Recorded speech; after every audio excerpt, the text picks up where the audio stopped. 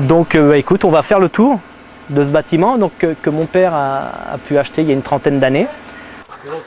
Un chien. Ça va comment le chien? Baroque. Bien Baroque. Barack. Voilà, c'est mon chien de chasse. Donc... Comme Barack.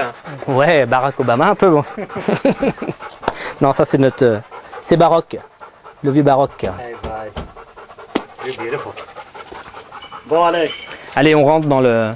Donc ça c'est la nouvelle génération, c'est-à-dire moi et ma sœur qui avons construit ce nouveau bâtiment. Baroque, allez. Donc là je vais te présenter, je vais te faire voir un petit peu notre cave.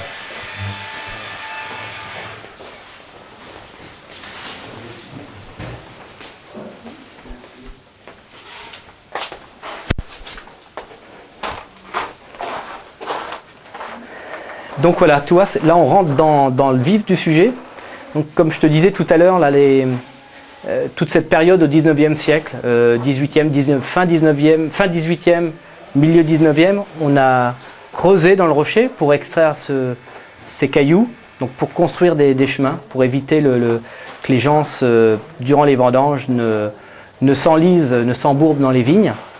Et donc on s'en est servi aussi un peu comme frigo, donc pour les animaux, pour les betteraves, pour tout ça, et aussi pour le vin, pour l'élevage de nos vins de Loire en fût.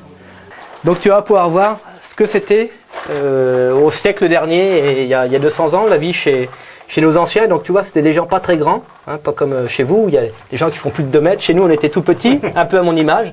Pas très grand, 1m75, donc tu vois, ils étaient encore plus petits. Donc là, c'est vraiment des... But you're a good wrestler. Ouais. Et tu peux voir, voilà, ça a été creusé. Ça, moi, j'ai un petit peu repris pour pouvoir passer, parce que on pouvait à peine passer. C'était un petit peu des petits couloirs dérobés. Donc ça, c'est vraiment typique chez nous, la Touraine. Donc c'était creusé à la main. Creusé à la main. C'est un endroit où moi, quand j'ai un petit peu des problèmes, où j'ai envie de réfléchir, où il faut que je me pose, je viens ici, tout seul, la nuit, ou quand il n'y a plus personne. Et puis là, je pense, et là, je suis tranquille. Et bon, tu as l'impression de revoir un petit peu, de ressentir l'âme des anciens qui ont fait ça. C'est vraiment un endroit très paisible, très, très, très serein. Allez, on continue. Donc, tu suis-moi, on va voir la partie la plus importante.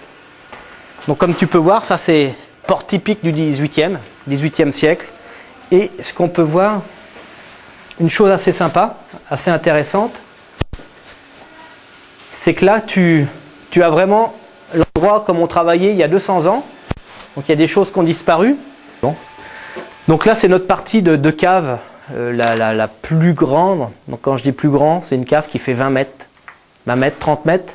Alors comme je te disais tout à l'heure, chez les riches, en face, de l'autre côté, là où on extrait les grosses pierres blanches, là on a des kilomètres et des kilomètres de galeries, jusqu'à une cave chez un seul propriétaire, ça peut faire 16 km de long, jusqu'à 7 niveaux de galeries qui se superposent, tandis qu'ici, voilà, c'était tout petit parce que c'était très dur à creuser, la pierre était beaucoup plus dure.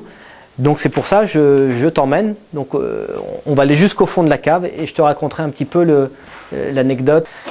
Et donc là, tu vois, c'est la cave assez petite, donc on arrive quand même à stocker une centaine d'hectos de vin. Tu vois, pour le 2005, il y aura 115 hectos.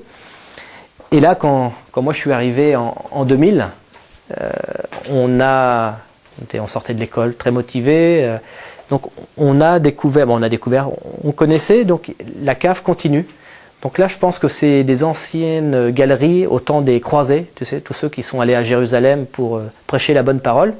Donc là, on a des anciennes galeries et qu'on s'efforce petit à petit, quand on peut, de déblayer, de dégager.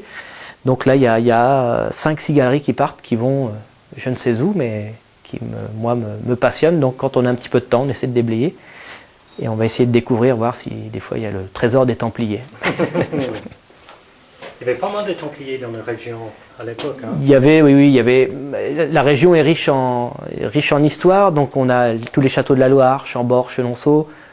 Bon, ça c'est les châteaux Renaissance, mais on est aussi à Montrichard, comme tu as pu voir, on a un château 9e, 10e siècle, hein, au temps des chevaliers, avec les grosses épées, et les grosses barbes.